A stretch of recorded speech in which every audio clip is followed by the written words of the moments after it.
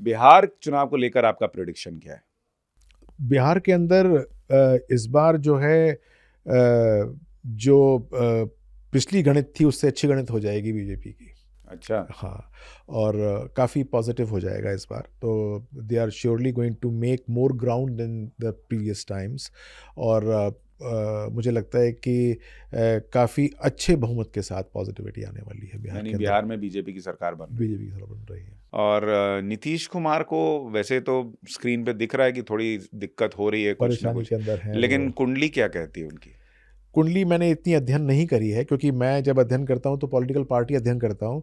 तो नीतीश कुमार की पार्टी चल रही है अभी, मतलब ऐसे उखड़ने वाली नहीं है, डिस्पाइट द फैक्ट कि उनकी तबीयत ठीक नहीं है या फिर हल्की रहती है थोड़ी सी, लेकिन फिर भी चल रही है।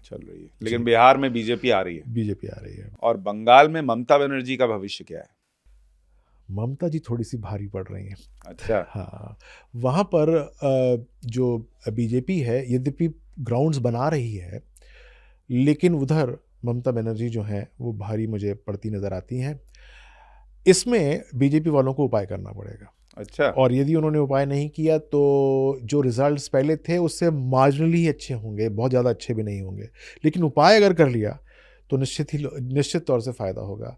और उपाय ये है कि अच्छा, आप उपाय बता रहे मुझे मुझे लगा नड्डा जी को आपका नंबर देना पड़ेगा नहीं, मैं उपाय बता रहा कि हूँ। बंगाल जीतना है तो क्या करना मैं होगा। उपाय बता रहा हूँ, हाँ। क्योंकि मैंने कुंडली देखी है उसमें, तो मैं उपाय बताता हूँ कि उपाय क्या करना है।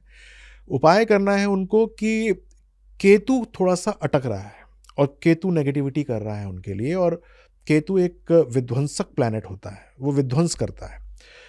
तो थोड़े से केतु के दान करने पड़ेंगे उनको। केतु के दान करेंगे तो निश्चित तौर से फायदा होगा। और केतु का दान क्या होता है? अध्यात्म होता है। अध्यात्म का दान करना पड़ेगा, यानी कि उनको पैक्ट करना पड़ेगा।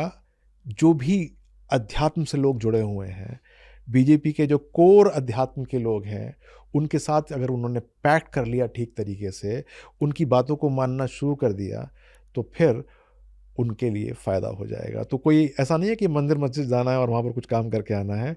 सिर्फ जो उनकी कोर पार्टी है अध्यात्म की, उसके साथ जुड़ जाएं, जैसा वो बोलें वैसा काम कर दें, तो निश्चित तौर से फ़ायदा होगा।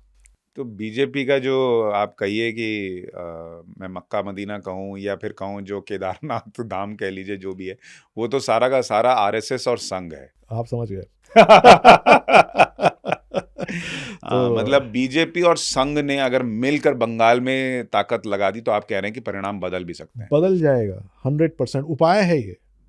बिना उपाय के कोई प्रेडिक्शन का फ़ायदा नहीं है। जो भी मैं प्रेडिक्शन करता हूँ उसको बदलने की भी क्षमता होती है, और वो उपाय है। और उपाय यही है इसका कि अगर उन्होंने इस बार ये सोच लिया कि हमको उनके साथ हाथ मिला के ही आगे चलना है अच्छी तरीके से, तो परिणाम बदल सकता है।